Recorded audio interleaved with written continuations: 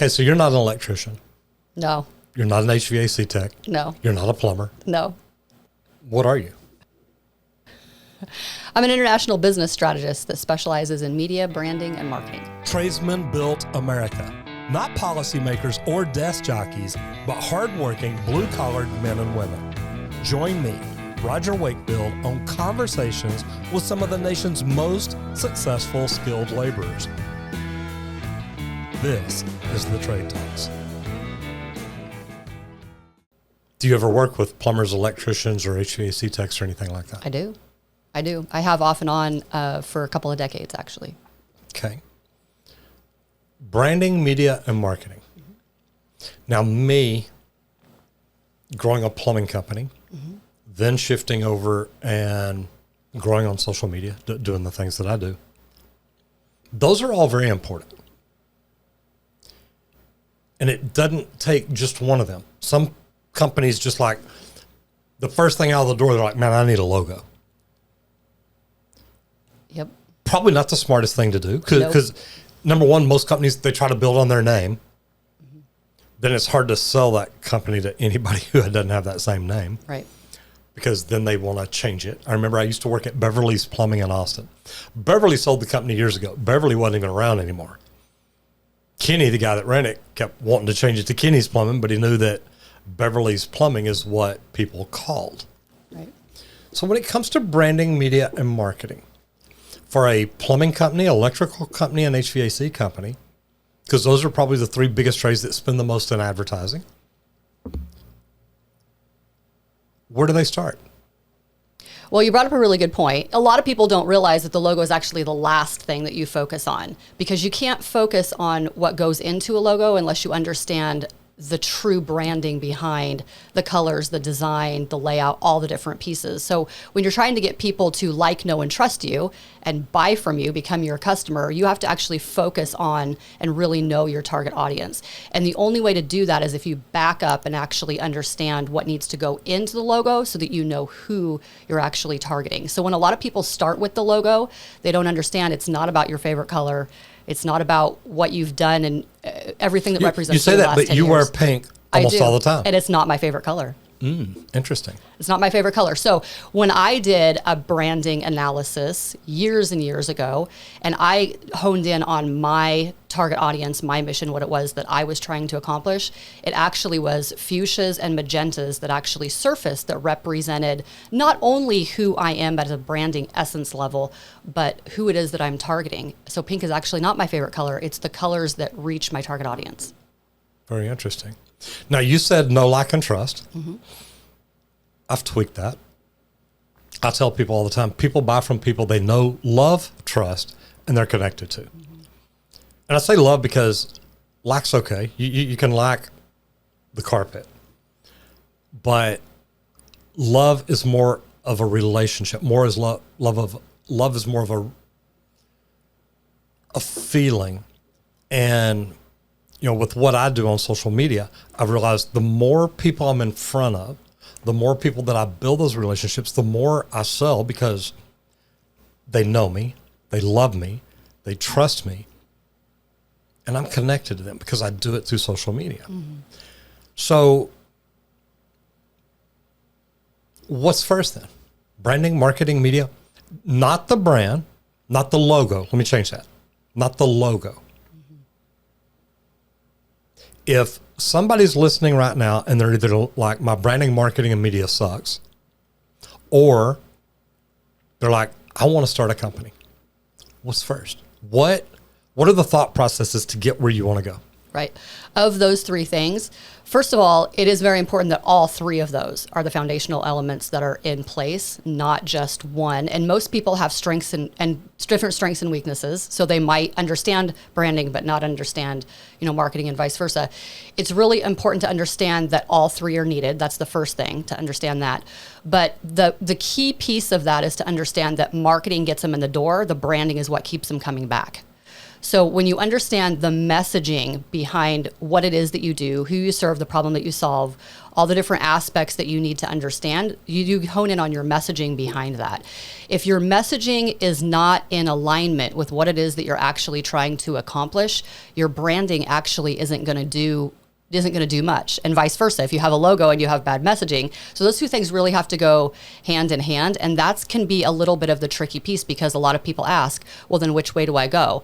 Well, if you have to understand who you are, who you serve, and the problem that you solve. When you understand those three things, then that puts you on the right path to even understand what should the messaging be in your marketing to get them in the door. But then you have to have that immediate follow-up. What's going to get them coming back?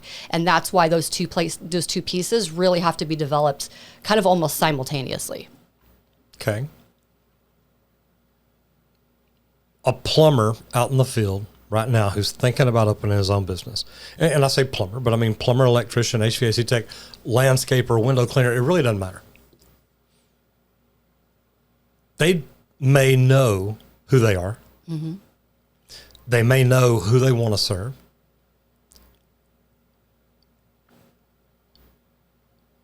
How do they build messaging around that? How do they come up with, because to me, you need to understand your message in order to later build a logo and things, because you want it to convey your message. Right. And it may be, well, there's nothing that's going to convey, my company at the time was Texas Green Plumbing, mm-hmm. but I took a footprint, because green plumbing to me is sustainability, mm-hmm. carbon footprint. Well, then I made the footprint look like a water drop in a leaf. Mm-hmm. And I mean, I did some really cool things mm-hmm. with it. But I didn't do that first. It wasn't, okay, this is my logo. Now I'm going to build a company around it. Right. So you focused on your messaging. You focused on the principles of your company, mm-hmm. what was important, environmental, all the different aspects of that, in order to know what you wanted the design to look like, because those messages needed to be conveyed in the visual aspect to some degree, even if someone had never met you. So if there is a sequence, even though it needs to be done in tandem, it really needs to be honing in on the messaging and immediately building the branding behind that. Because again, you've got to keep them coming in the door, but you want them to keep them coming back. Right.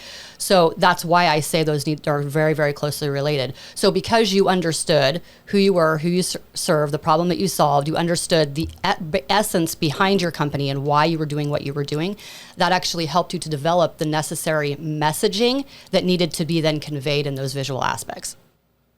Okay. What are the biggest mistakes that most companies out there are making these days when it comes to the branding, the marketing, the media? And so far, you hadn't even mentioned media yet. Not yet. Okay. So this is all about building everything first. Mm-hmm. What do most companies out there do wrong? Because I know that you're like me. When I look at a YouTube channel, I see everything wrong. Mm-hmm. Okay. I see the bad thumbnails. I see the bad messaging. I see the bad titles. I see the bad thumbnails. I see bad everything. And I mentioned thumbnails twice because I see it. I'll go back to it like, oh my God, that's horrible. You can't not see it when that's your area of expertise. You bet. Yeah. But some of these channels still do good. You know? So as important as it is, every little detail does not have to be perfect. But you constantly want to improve to get those little details perfect. What all thought process goes into building that from the beginning? And I like the way that you're going. Look, you knew what your messaging was. You knew what this was. You knew what this was. You knew what this was. And I think in the beginning, I knew my mission and vision. I didn't have a business plan really in the beginning. It was just, hey, this is what I want to do, is in my head. Is that part of building it? Should people sit down and write out their business plan and say, look, this is my goal. This is what I want to do. Does that really tie into it? Or is it like, look, in the beginning, know what your mission is, know what your vision is. Like you said, who are you? Mm-hmm. Who do you serve? What problem do you solve? Mm-hmm. And I've heard that many times. And really, to be honest, everything does start with that. Mm-hmm. Because if you know who you are, you know who you serve, you know what problem you solve, it's pretty easy to come up with a mission and vision statement. How do you tie all that into it? Well, You brought up a really good point, and I think it's one that is important to point out, which is you don't have to have all the answers from the very beginning. You don't. Do most people? Or do they think they do? Most people don't. Most people might think that they do, or might think that they have skills that they don't. So there's a variety of different issues that I see when people are first starting out. So you do not have to have all of the answers, but you have to be that lifelong learner, coachable mindset to where you're okay with learning new things. You're okay with understanding you don't know everything. And that mindset is super huge when you're moving forward in that. But you start with what you have. You start with whatever you understand. Some people maybe they do understand Facebook. Maybe some people do have a little bit of media experience. Maybe they have graphic design experience. Whatever these are, everybody has different strengths and weaknesses. I always encourage people, start with what you have and be in a position to learn as you go. That's so huge because we live in such a fast-paced society where things are changing and evolving so much. So you have to make sure that you kind of stay cutting edge more or less with whatever it is. It might be AI, it might be a variety of different things, but just to understand that whatever you learn and whatever you know today is fastly evolving and might be different next week or next month. And that's not to overwhelm people, but that's just to say that as a business owner, you understand that what you put in place now, you need to be ever evolving with whatever's going on in that industry, whatever's going on in that world, and really understand how to work not only in your business, but on your business. And I think that level of foundational understanding is really important to understand. If you know Facebook, go all in on Facebook. You know what I mean? And then learn a different platform, and then learn a different platform. I get asked all the time, people say, well, how do I know which platform to use? When you understand who your avatar is and you understand where your target audience hangs out, that question then becomes easier and easier for people. Do you need to be on all platforms? Not necessarily. So that's something that people really need to understand, is that when you are so laser focused on who you are, who you serve, the problem that you solve, and you know exactly where you're going, you're not confused about being on a platform where your customers aren't, because you don't want to focus in the wrong direction and spend your resources and spend your time in areas that really are not getting you to where you want to go. So when companies hire you, what do they come to you for? I know, but a variety of things. And sometimes what they need isn't even anything, they don't even realize sometimes where the holes are, where the challenges are, because you don't know what you don't know. So a lot of times when people, when companies come to me, they know they need a logo, right? But we've just discussed that's not the place where you start. Right. So then there's a little bit of education and coaching that goes behind that, helping them understand we need to back up and understand better what goes into that logo so that it can actually reach the people that you're meant to reach. But there's also people that just say, my ads aren't working for whatever reason. It could be radio, it could be whatever it is, and those aren't working. That's probably a messaging problem. So there's a variety of different areas that I help them understand, like where to focus. They just know their phone isn't ringing, right? And so which happens a lot. They're not getting the clients, they're not getting the customers. They're passionate, they're all in. They're maybe even willing to spend, the money that is required, but they don't really know where to focus. They don't really know where to focus their resources. Or you mentioned media. So it might be, well, gosh, I want to be on TV, I want to be on the radio, but because their messaging isn't honed in, it's not going to help them at all. It's not really going to help them as much as they think that it is. I love that. My first coach was Michael Gerber, and he used to tell me about something that you said about working on your business, not in your business. Mm-hmm. And, remember talking to him one day, and he's telling me, he says, Roger, look, people go to college thinking, look, I'm going to own my business. I'm going to be a doctor. I'm going to be an attorney. I'm going to be whatever. They go learn that skill. Most company owners these days in the trades, plumbing, electrical, and HVAC, they were a plumber. They were an electrician. They were an HVAC tech. We're never taught how to start, run, or grow a business. We're taught how to plumb. And we have what he calls the entrepreneurial seizure.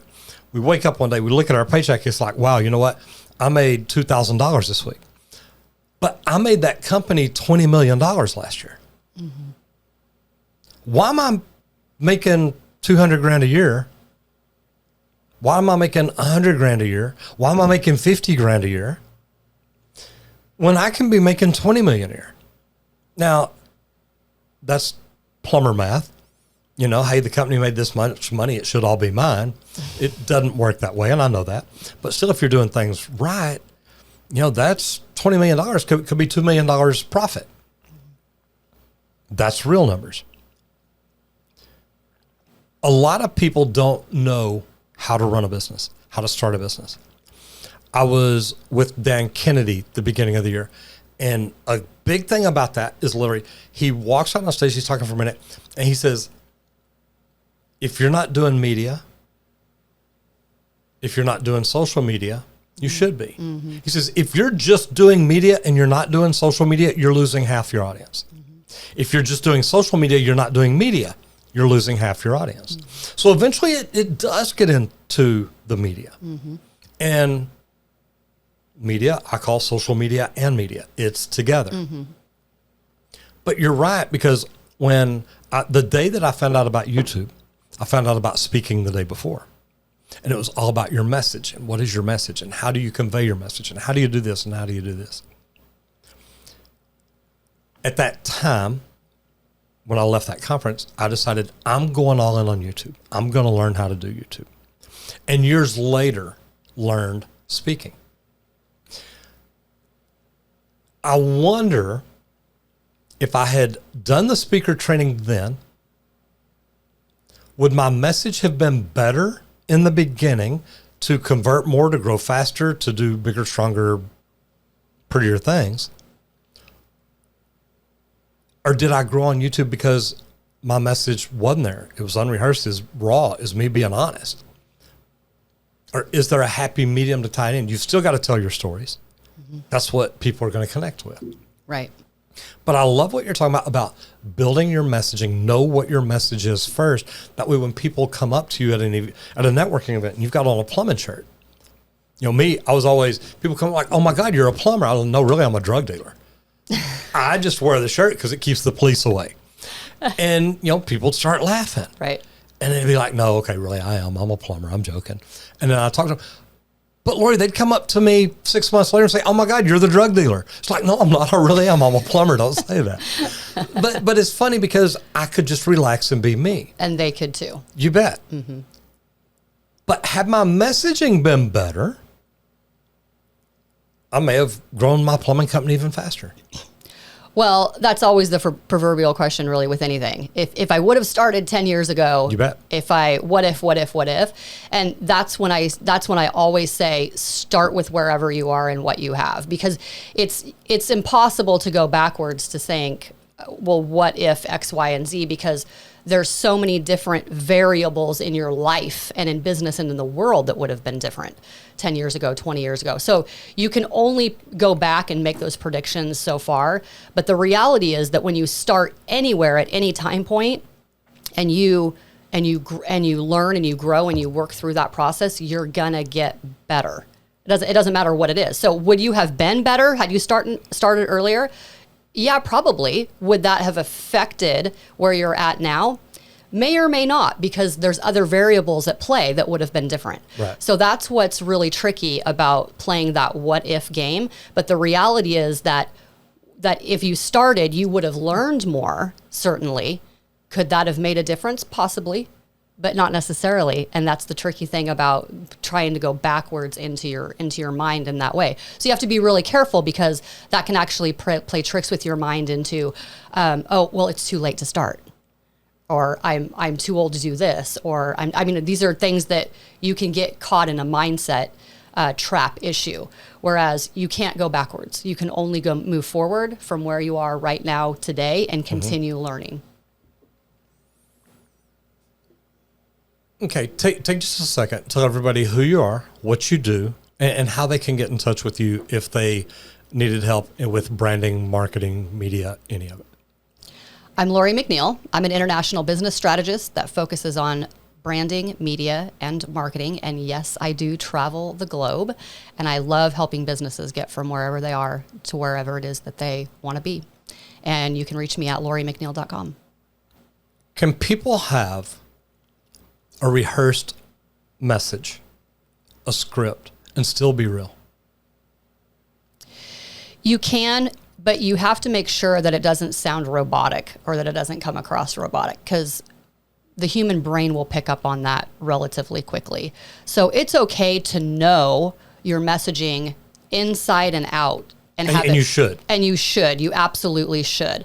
but you still need to communicate in an authentic way that doesn't sound rehearsed, that doesn't sound robotic, because that will lose the trust very, very quickly with people. And so when you're trying to build trust, you need to make sure that you know it so well that it doesn't sound rehearsed. Okay. And the good thing is, truthfully, if you build your message, it should be what's coming out of your heart. Yeah, absolutely. It should just flow from you, no matter what the question is that you're asked, no matter what is going on in the conversation.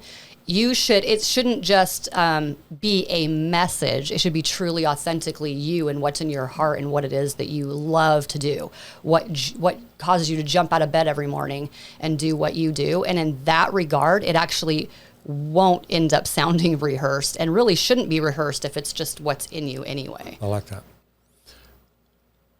How did this start for you? How did you get into branding, marketing, and media? Well, I grew up in a entrepreneurship family, and the beginning years were really rough, but I learned a lot. And when I was in first grade, I actually made barrettes at Christmas bazaars. And it sounds kind of funny, but I learned a lot about product placement, a lot about business, because I listened to the customer even at first grade to learn different pricing, different colors, different sizes, all kinds of different things. And I carried those through throughout my entire life. Then later, I actually bought... Okay, no, wait. Most guys don't know what barrettes are. What barrettes are. They're little things that I make for girls' hair. Okay. Or women's hair. I know what they are because I used to be a cosmetologist. Because you used to be a cosmetologist. You bet. Right. So they were hair pieces, hair accessories. And it sounds kind of funny to think, well, Lori, that was in first grade. You were just a kid. No, I actually worked really, really hard at the different businesses that I had when I was younger. And when I was 11, I actually gave my first bank presentation, took out my first loan for $3,500 for a hot dog stand. And I branded that and marketed that as this hot dog skiing or water skiing. It sounds kind of funny now, but I had even at 11 years old, I had already learned so much in the. But you were up north where skiing is popular. Skiing was popular. Yeah. Yep, absolutely. And so then I found myself in a controversial situation at 11 years old, where I was operating without a license on a public sidewalk. And so illegally, but I didn't know it. I didn't have a clue. I was learning all of this as I was going along. And I then began to understand the power of media and the power of reach and the power of messaging and the power of that connection that you talked about. Because people heard me on the radio. This is before social media. People heard me on the radio. People saw me in the newspaper, and they traveled from counties away to come and support a young entrepreneur. And that's when I began to realize that if I used media intentionally and strategically, that actually could take me to a whole other level. When I understood the power of what the media was actually doing, my sales skyrocketed. And I sold that hot dog stand 3 years later for $250,000. So it is absolutely insane to me at 11 years old how the power of media came to my rescue, increased my sales to the point where I actually then just started off buying school clothes, and I was actually then able to pay for college. And I didn't even realize that at 11, but that's when I actually started reaching out to the media and learning how to pitch and learning television and all of that. By the time I was 13 years old, I was traveling internationally and pitching my own media stations. Okay, so you said you went to college. What did you study in college? Well, a lot of different things.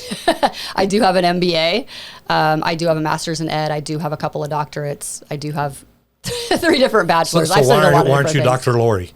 You know, I choose not to do that. It's because it's not the brand that I wanted to build. I have people ask me that all the time. They say, why do you not use these credentials? Because I don't use them in writing very often either, right, in any of my stuff. And it's not that there's anything wrong with that or that I'm ashamed of that or anything. I worked very hard. But it's just not part of the brand that I want. It's not the first thing that I want people to know me for or to recognize me, for, because I have these credentials. When I think about my brand and when I think about getting to that like, know, trust, and connection, I want to come across as authentic as possible and meet people where they are. And I don't want to lead with, I'm Dr. Lori. Now, some people do that, and that's fine, and that's part of their brand. Mm-hmm. That's just not how I choose to build my brand. Well, and we've spoken at different events together. third or fourth time we spoke, I heard you tell that story. And I'm like, wait, I've heard her speak before. I never knew she was a doctorate. And I'm looking through the program. It's like, wait, it doesn't say Dr. Lori. It doesn't say PhD. It doesn't say anything in here. Nope. That's an interesting thing because you said I didn't want that to be my brand because that's not what I am. Most people be like, well, heck yeah. Yeah, I'm not walking on stage till you call me Dr. Lori. Right. Right. Why would you choose not to put that as part of your brand? To make that part of who you are? Yeah, it's just something that, and I in the early years, I went back and forth about it, whether or not to use certain things or not use certain things. And I just decided that it just wasn't how I wanted to be introduced. It wasn't how I wanted people to remember me. I didn't want, if I'm trying to make a connection with somebody and I'm meeting them for the first time, I don't know what their background is. Some people will automatically shut down if they feel insecure about that, or if they feel like I'm the one that maybe is going to lead with ego, anything like that. And I would never, I personally never want that to ever be a barrier when I'm making that connection with somebody. And again, it's not that it's wrong if somebody else does. It was just that in my branding essence and in who I am personally, I just decided that I didn't want to lead with that. If I was a PhD, I'd tell people, it's like, I am Dr. Roger Plummer. So, it's just, it's pretty cool. Going back to Michael Gerber, teaching about working on your business, not in your business. Most tradespeople, most doctors, most attorneys, because, the first time I met Michael, I was in a room with 40 people, and he's going around talking to everybody about what they're doing and whatnot, and I was one of the first people. And one of the first things he told me is, you need to fire the plumber. And I'm looking at my business plan, which was in multicolor Sharpies on a big pad. I've actually got it in one of the drawers here. And I'm looking through it, and I look at him and I said, but Michael, I am the plumber. He said, I know. I'm like, wow, wait a minute, what? And that blew my mind. These days, and I'm going to start with plumbing, electrical, and HVAC companies, but trades companies, residential service companies. How many of these entrepreneurs are actually spending time working on their businesses? Not a lot. They're very focused on what it is that they know how to do, right? So their area of expertise, getting better at that, doing their job. And it's because they don't know what they don't know. So most entrepreneurs, not only do they not know where to start, but it can seem overwhelming. Oh, it is. It can seem like I don't even know. I'd rather just work and get my paycheck because this seems like a lot of work, seems like a lot of liability, seems like a lot of hassle. There's all these different things. And so I would say the majority of them don't. They don't really have that balance. Or even if they do own their own business, they don't have a good balance because they don't understand how to do both and what to focus on. So it is so important for you to understand that you need help and that it's okay. Whether that's to get a coach, whether that's to take a class, whatever that is, start with wherever you are and actually build from that point. It's amazing to me how many businesses actually don't have a business plan. Or if they have one, it sits on a shelf in a really nice dusty binder and they've maybe never looked at it. Or same with policies and, procedures or different things like that. They don't review them on a regular basis. They have no idea. It goes back maybe 10, 20 years ago and they haven't even ever looked at it. They didn't even know it was a policy. So there's a variety of different things there that I call those living, breathing documents that are more than just documents. They should actually be parts of your business that are integrated on a regular basis, meaning that, because I used to be an elected city official, so I've been in politics, and I was in charge of reviewing those regularly, updating everything for the city. And what I then realized was that every business actually needs to implement the same mindset, the same strategies, the same habits of making those living, breathing parts of their business on a regular basis. That these are not just documents that you pull out once a year or once a quarter and what worked, what didn't work. They actually need to be a daily, weekly, regular part of what it is that you're doing. So do businesses know how to do that? A lot of them don't. Right. But it doesn't mean that you can't learn. And it doesn't mean that it has to be this huge, thick binder to start. just start with a few pages.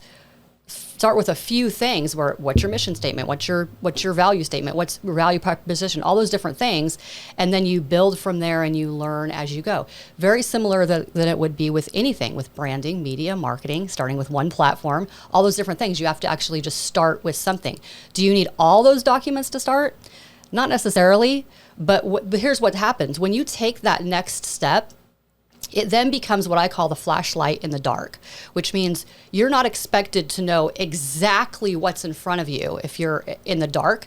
That flashlight then illuminates that next step, and you don't even know the people, the resources, the opportunities that are going to present themselves internally and externally in your own mind or in your own industry until you start down that path and you learn as you go. And then you add what I call those tools to your toolbox. Right? And so you start and navigate that. If you need a business plan, start with a business plan. If you need to start with certain policies or certain safety procedures or whatever it is, just start. That's the thing. Just absolutely start with wherever it is and say, I'm going to get this. I'm going to finish this. I'm going to master this. And then I'm going to go on to the next thing. And it's amazing how you are in control of your own GPS. You're in control of your own flashlight. Mm-hmm. It goes where you tell it to go. If you want to focus on one thing and you master that one thing, you will get it.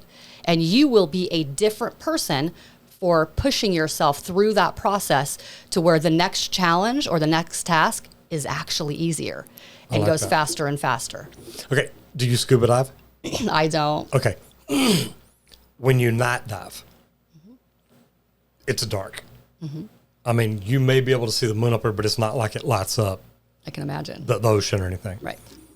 So you've got a dive light, and it's like what you're talking about. All you can see is what the light is on. But me, I'm in the water, and I don't want to get eaten by a shark, so I'm turning the light a million miles an hour, trying to focus a little bit on everything. Don't get me wrong, I was in the lake, so I know there's not a shark there. But, it's like, how much can I really see? Mm-hmm. So I get that, and it does. It makes perfect sense. Mm-hmm. What you really see is exactly what that light's shining on because everything else is black, and it's just the tunnel effect. Mm-hmm. You get that. Mm-hmm. When it comes to branding, marketing, and media, an existing company. So there's a company out there that they're doing $4 or $5 million a year. They're doing good. At $5 million a year, they should be profiting $1 million a year. Mm-hmm. Are there companies like that still hire you because they're not doing things right? Or they realize a lot of times when you're working on your company, you realize I need to change things. Mm-hmm. Are most of your customers people starting out, or most of your companies people like, look, we've grown a little bit, don't know how, but we accidentally got to a semi-good spot. How do we become sustainable? It actually is a pretty decent mix of startups versus people that are more or less re-strategizing and trying to figure out what they need to do in order to get to whatever their next level is. So that's the beautiful thing about what I do as a strategist is that I can help you figure out what you need to do to get started and put you on the right path so that you're not wasting time and money. But then also in the same regard, I can help you re-strategize. There might be companies that they've been doing it the way that they've been doing it for so long that they weren't necessarily keeping up with cutting edge strategies. Right? So they're willing to spend the money. Most people aren't even looking at that. They're like, I'm focused on what I know. I'm focused on this. This is what's been working for the last 5, 10, a number of years. Gary Vee talks about that. They're kind of behind. He's on stage one day. He says, this is the new, he says, YouTube, TikTok, Instagram is the new NBC, ABC, and CBS. With live streaming, yeah. Okay. Mm-hmm. And one thing he said that I teach people in YouTube is, look, I'm teaching you what works for the next 5 or 10 years, not what worked for the last 20. Right. For the last 25 now. Right. So I love that you look at it that way because most people in business are looking at, here's what we've done that work. They're not jumping out. They're not saying, look, I need to bring in a fresh set of eyeballs. Mm-hmm. They're not locking themselves in a room thinking, okay, what problems do I have we need to fix? And what should I implement where we start doing new things? So I love that you looked at that because modern technology's out there. Oh man, and it's evolving very, very quickly. And there's so many different, so when you're in the mindset as a business owner and you're literally just, okay, this is what's working, we're just going to keep going. You don't even realize some of the things that are going on around you all the time in the world, whether it's technology related or not. And so when you have an outside person point out things that aren't even on your mind because they're things that you haven't used, you haven't thought of, you haven't, don't have experience with, whatever, it can change your whole world. I mean, so there's a lot of companies hire me, and just to have that outside perspective of go, well, tell me why you're not doing this, or have you thought about doing this, or let's track these metrics and trades. And they're like, oh my gosh, I never thought about that. I never even thought that would work for our business or for our clients or for our customers. And it's like, well, you don't know what you don't know, but let's try it. And they're blown away by what can actually happen in a very, very short amount of time. And I love that because I call it the light bulb moment. So when I've taken someone through that journey and their mindset and their knowledge and their skill level has been forever changed, that's an amazing feeling because you have the light bulb that goes off in their mind and you know that they will never be able to even think the same way again, that their business has been forever changed by their experience of what they've just learned that has changed their whole path. And to me, that's pretty exciting. What is the thing that the companies you coach, what do they come back and tell you? This is the biggest thing. This is the light bulb moment for me. Is there anything in particular, or is it something different for, I mean, I know we're all different. We all, right, like you said, we all come from different areas. We all know different things. Mm-hmm. Is there anything out there so big that your customers, that you're like, look, this is the one thing they come in and are like, oh my gosh. Like I said, I've seen you speak. I've heard people, when you're talking about logos, they're like, man, I want to build my logo because then I know how to build my company. It's like, yeah. No. And then to hear you say that, and then they're like, wow, what should I be doing?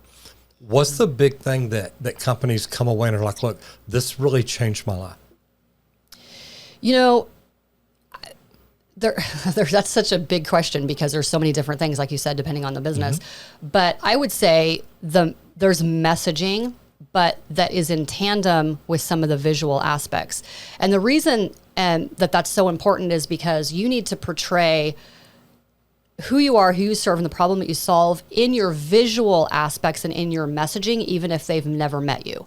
So when you have your messaging down so crystal clear, they may be visiting your website, they may visit your social media, they maybe just see that you've sponsored an event and they see your logo listed in a program book, let's say. They should be able to know quite a bit about you, even if they've never met you.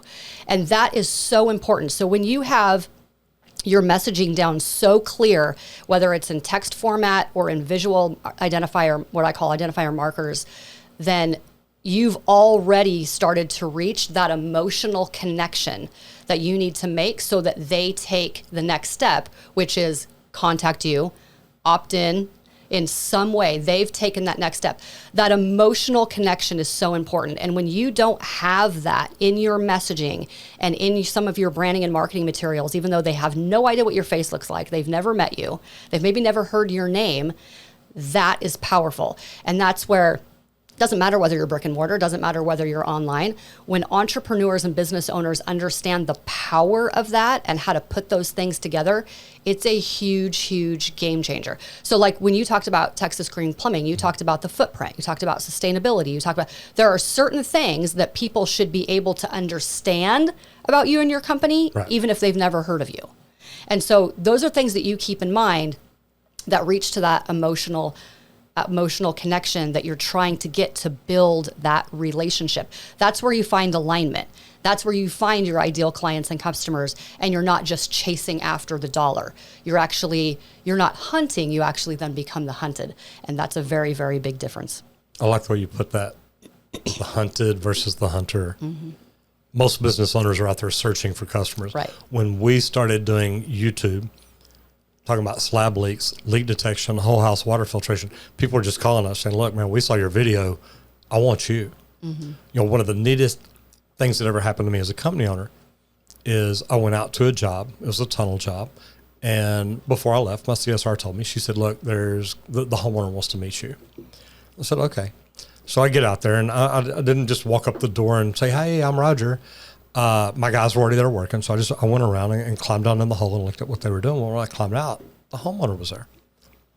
And he said, do you mind if I tell you why I hired your company? I said, no, I'd love to hear that. And he said, it's because of a video you made called I'm Not the Cheapest Plumber. Mm.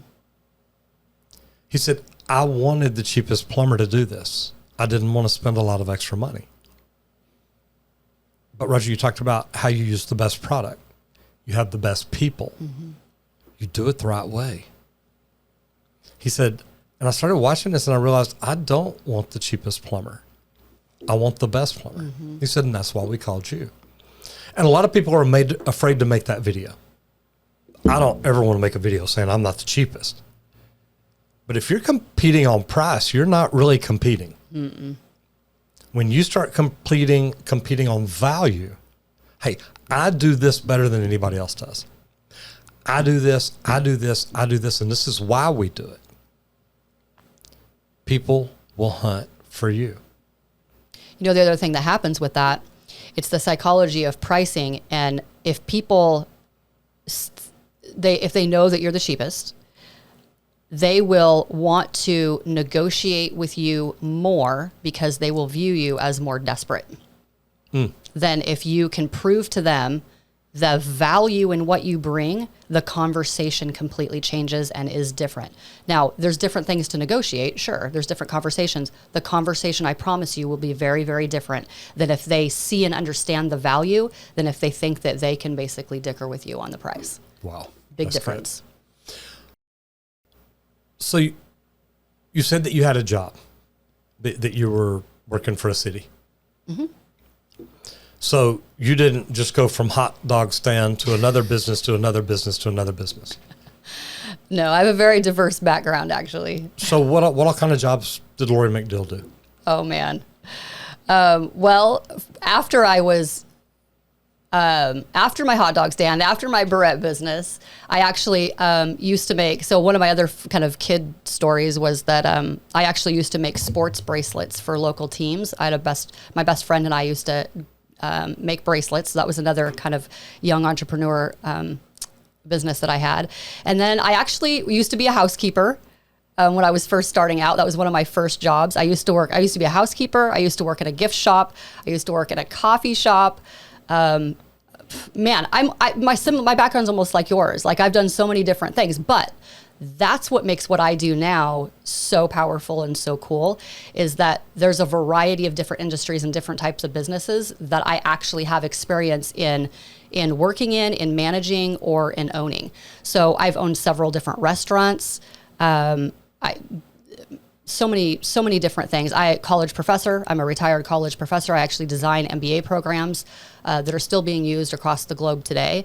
So as far as in the trades, I actually designed curriculum and programs for electricians, and I helped completely set up all different apprenticeships, different types of programs for electricians specifically. But then I would have people come into trades because before I was a professor, I was actually an academic advisor, a success coach for academics, for people that are in transition of their careers, and a lot of different things within the world of academia. And so I would have different trades people come into me and say, I need training on this. How do I get connected to this? How do I build this? How do I start this company? How do I go out on my own?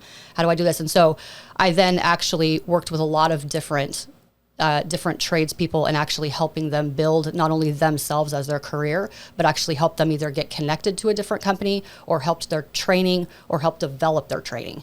So there's a lot of different areas in trade specifically. And my dad was a tradesman.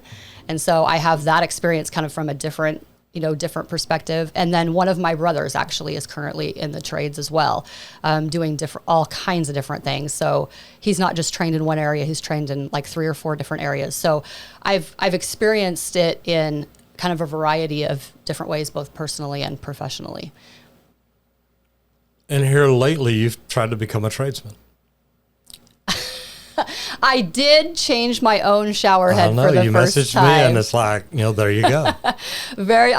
Tool was in my hand. I actually did it. I had a little bit of help, but I actually changed my own shower head. Good for you. Yes. And my son actually cleaned out the kitchen aerator. Look at you go. So he's learning skills. And that's a good thing. It is That's a good thing. It is a really good thing. What are you doing now? What do you've had all these different jobs. What does Lori McNeil do now? Lori McNeil helps other people build their businesses in a nutshell. That's pretty much what I do. And again, it doesn't matter whether it's brick and mortar or online. I have people call me from all over the world saying, I heard you were the one that I need to talk to, which is great because that's part of that switch between being, the hunted, becoming the hunter, and all those different things, and vice versa. And it's such a great place to be when you get calls or you get messages from people you've never heard of, but more or less through word of mouth, through reputation, they've contacted me. And in one conversation, this happens regularly. They tell me, I've learned more from you in one conversation than I did with my coach the whole last year that I hired somebody, or with a different training program, or with whatever. And I absolutely love that because it's in my heart. And maybe because of part of my education background, I love helping people. I love educating people. I love getting people to that light bulb moment where they can shift into getting on a better path and in the right direction. And so I have people call me about, maybe it is about their logo. Maybe it's about their mission statement. Maybe it's about how to re-strategize, their career and how to make that smooth transition from corporate into entrepreneurship. There's all kinds of different things that people call me about, but, because my background is so diverse, I can help them quickly, which is something I absolutely love because they're not spinning their wheels, wasting time and wasting money, trying to figure out, do I trust hiring another coach? No, in one conversation, I can actually solve a lot of problems. And they're excited about that, and I love doing it. And in this age of immediate gratification, everybody wants it fixed right now. Absolutely. Give me my brand, give me my logo, give me my mission, vision statement, give me everything just right now. Absolutely. Well, you got to learn about you first. Right. No, I like that though, because it's great. I love that in one phone call thing. I was sitting down to interview a guy one day, and it's not for me. It was for somebody else's podcast, but they said, hey, you sit down and interview them. You interview people all the time.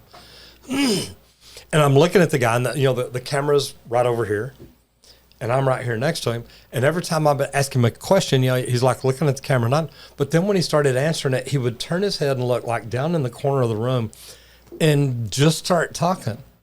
And he started, and I'm like, whoa, stop. I said, what are you doing? He says, what do you mean? I'm answering your question. It's like, well, you're not answering the camera, and you're not looking at me. What are you doing? He says, I'm just giving you my answer. So I understand that, but who are you talking to? He says, well, I guess I'm talking to you or talking to the camera. I said, then look at me or the camera. Mm-hmm. I said, if I'm talking to you the whole time and I'm looking down here, eventually you're going to be like, man, what's he looking at? Right. And so he said, okay. I said, let's start over. So we started over. And sure enough, I'd ask him a question. He'd look at the camera, he'd nod, and he'd start answering it. And then it's right back down here. And he's going, I said, stop. And he looked at me and said, what? That's what I've always done. I said, do you understand that's who you're talking to? That camera right there is the viewer, the one viewer watching you. The messaging was good, but the delivery was horrible. And he said, Roger, look, I've been on television like at least every week for the last 2 years. Nobody's ever told me that. I hadn't watched him lately to see what he's doing because he's still on television. But I want to go in and watch it and say, hey, are you just, because, he talked about hiring a YouTube coach. So that's how we got started talking and things like that. The messaging can be good. The logo can be good. The branding can be good. But also how you get that message out there. Right. The delivery, and that's part of what I call the branding essence behind the visual identity marketers. And I love that. I love that example because you have forever changed how he thought about, and he's going back in his mind, I'm sure, thinking about all the different times that he wasn't looking at somebody. Because he asked me, he said, Roger, why has nobody ever told me that? I said, because you're paying to be on their show. Exactly. They don't care if you sell anything. They don't care if you talk to anybody. They don't care if you connect with anybody. They're making money off you. And you truly care about helping them and adding Absolutely. value. And I'm like, you notice, I make no money off you. None. Right. But Exactly. I want you to do good. Right. So when I talk to people about the branding essence of who they are and how that's coming out into the world externally, so there's different conversations that I have with people. Some people don't even realize, and whether you're a speaker on stage or not, you don't even realize how they're coming across to people. Are you speaking too fast? Are you speaking too slow? Are you looking at them, in the eye? There's all these different things. How are you dressed? How do you walk?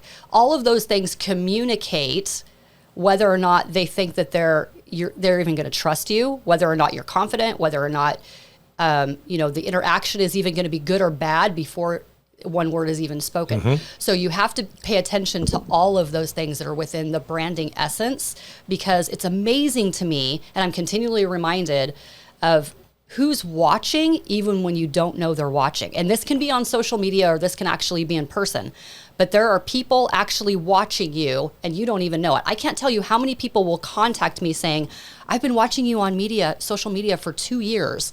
And and now I'm reaching out to you, and I think, oh my goodness, like it's crazy. For some people, you have to really kind of almost prove yourself before they're ready to reach out to you. For some people, it can be more instant, but you have to pay attention to everything that you're doing all the time. Now, the interesting thing that I hear from people say is, well, I'm under a microscope.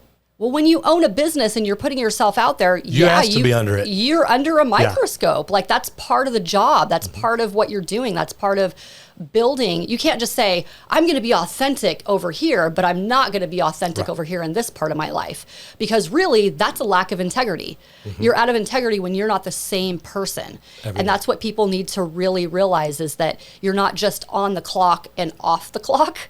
Whether you're the business owner or whether you're working for someone and you're still representing your own brand of who you are, even when you're working for another company, you still need to be that same person.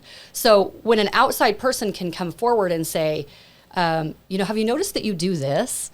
Have you noticed that maybe, or have you thought about maybe doing this? And you're just presenting kind of those ideas and bringing things to their attention. So you're telling me I screwed up because I didn't ask him, hey, have you noticed? I'm like, dude, stop.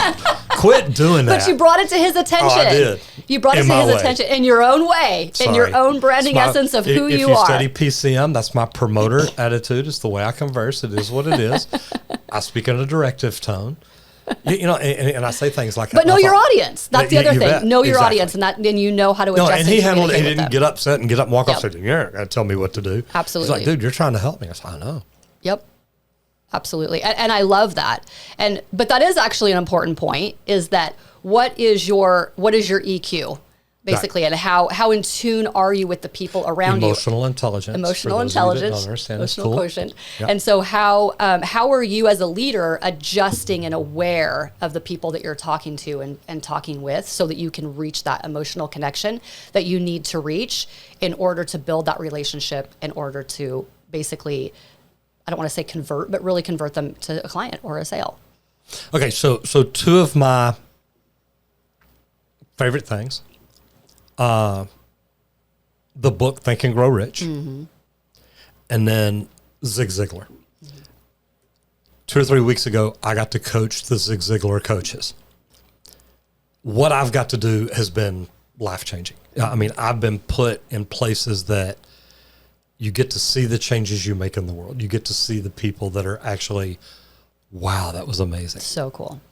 But you traveled on the Think and Grow Rich stage for a while. I did. That to me is just, I'm like, oh my gosh. Yeah. What was that like? How did that happen? And what all did you talk about on the Think and Grow Rich stage? Well, that's actually kind of an interesting story. So I was attending an event in California at the time, and I had just walked in, and I didn't know it, but I actually ended up sitting next to Richard Dreyfuss. I just found an empty seat. I looked over, and he happened to be sitting right there. And so I did that at a boxing match, ended up getting seated next to Sugar Ray Leonard. So one of the greatest people on earth. you just never know who's Exactly. going to be in the room. Exactly. Yeah, exactly.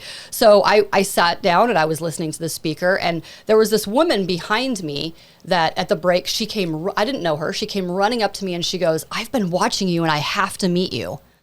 And I'm like, "Okay, well, my name is Lori, we're chatting for a minute." And she goes, "I have somebody you have to meet. Have you met the producer of Think and Grow Rich Legacy World movie?" And I was like, "No, I don't know who that is." And she goes, "Oh my gosh, you have to meet him, you have to meet him." So then the conference went on, and this was a 2-day conference, a great conference. And she just kept coming up to me, and she was very persistent in, "You have to meet him, you have to meet him." So then at the end of the day, she, and I didn't really know who this woman was, other than she had some kind of a personal connection to the producer. And she kind of grabbed my hand and pushed me through the crowd to where John Shin was actually standing. Great guy. And John, I'm still waiting for you to call me back. I texted you after I left your house. I'm still waiting. Great guy. And so then I'm thinking, okay, like this is a really big, important guy. I didn't know who he was at that time. And so John's like, "Hi, nice to meet you, da da da da." And then he invited us. He goes, "Well, this is kind of busy. Let's go back to the green room. I have to shoot some interviews, da da da." And at the hotel, they had this whole room set up for him for all these different special things that he was doing. And so I got to watch him, and I got to kind of interact with him for maybe about 30 minutes. And then I went back to the conference. And this woman kept calling me and texting me after the conference saying, "Has John's secretary contacted you yet?" Very persistent for like months. And I kept thinking... So you don't return your calls either? What? Okay, John. Look, no hard feelings. I'll see where she learned it. But it's just, I just kept thinking, no, why is it so important that I get connected with this guy? And it was it almost became funny. And then at some point, I ended up on his calendar. And John called me. And it was supposed to be a 15-minute call. But John was very gracious. He said, "Lori," he goes, "I have to be honest. I'm not sure what this call is about." And I just laughed and I said, "John, I'm actually not sure what this call is about." Yeah. And so it was kind of a funny conversation. That 15-minute call turned into 3 hours. And John and I hit it off, from the very beginning. And then at the end of that, he said, "I would love for you to be a guest speaker on my exclusive global global mastermind, sorry." And I said, "Yeah, absolutely." So we got that set up, and I was with his VIP global team I think like the next week. Like that happened really quickly. And then also at the end of that call, he said, "There is no doubt on my mind that you need to be on the world tour." So he was actually the producer for the world tour. They were premiering the movie. There was all the, just these cool things happening. And he said, "Not only do I want you to speak and teach my team, but," he goes, "I want you on my tour. Are you interested?" And I said, "Absolutely. Good for you." I'm more than interested. I didn't even have to think about it, of course. And so then the conversations just proceeded with the details of what that would look like. And there, of all the 13 different principles of Think and Grow Rich, he wanted me actually to teach number 8, which was persistence. And so everybody on the tour was assigned more or less a specific topic, but we were all to be experts in all of it. And so then, of course, I began doing a deeper dive into all aspects of it and really, really studying it so that if anybody came up to us at any point, we not only could communicate who the expert in the room was, on that, but we were actually able to have a conversation about any of them and not just, well, I only talk about this. John's really great about positioning yourself as a lifelong learner, and he's a very, very good trainer, and he's a very good coach, and he's very good at building up his team and building up people around him. And that's one of the things that I really appreciated about being on the tour is that everybody on the tour he curated to be of the same mindset, and everybody was always willing to help everybody else learn and grow, even though we were the experts, even though we were the trainers, we were the speakers. As a team, we were always supporting each other's growth in a variety of different ways. And that was a really, really cool experience. Which, if you've ever read the book, goes into the mastermind principle. Absolutely. Just going to throw that out. Absolutely. Absolutely. So my area of focus was principle number 8, which was persistence. I like that. But we were trained and experts in all of it. So cool.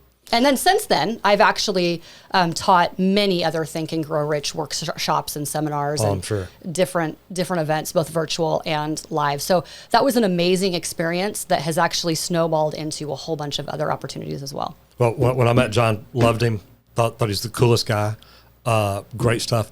And you know me and my direct conversationalist, I actually tried helping him negotiate a deal with Rolls-Royce because he's got something they want. And I'm like, oh, dude, let me give you some advice. He's like, wow. He said, that's really pretty smart. So anyway, it was fun. I thoroughly enjoyed doing it. And you were there. You spoke at that event. Yep. So that was neat. Absolutely. This has been great. I've thoroughly enjoyed this. As I've learned and grown, I've realized that there's a lot of things that we don't even know what we don't know. Mm-hmm. And to get to hear you speak on stages, see you coach people, help people, it's very good because branding, media, and marketing are huge. And, you know, to know someone like you that has studied it, taught it, it's great to know that I can call you and say, look, man, I got a problem. You know, look at this, help me with this, whatever. Mm-hmm. You've been great advice for me through all the different things that I'm doing and working on. So before we get out of here, what's next for you? I am always trying to look at where the trends are going, where the world is going, what is going to best serve entrepreneurs in the future. It's not just about, and any business owner, this is true, it's not just about what you need to do right now. It's how can you be forward thinking and actually be the leader in your niche for where the industry is going, which I think is very important. So for me right now, there's a lot of entrepreneurs that are wanting to be on more stages. They're wanting to level up in ways that they haven't before, whether that's using AI, whether that's doing a variety of things that are helping them serve more people, get to where they want to go faster, and not spin their wheels in quite the same way, because the whole world of media, marketing, and branding has evolved greatly just in the last 3 or 4 years. So helping people understand what I call the trifecta and the power behind those 3 things, but then how do they take those foundational principles and actually elevate them maybe on more stages or in different ways than they have before in their messaging or on different platforms. And as entrepreneurs and business owners contact me, that's really where the interest is going right now. How can you use your area of expertise? How can you use your voice and your messaging to actually project it out to the world in bigger ways to reach more people that actually strengthen your business overall and get your phone to ring? Very nice. Lori McNeil, thank you very much for being here. I appreciate it. Thank you so much for having me.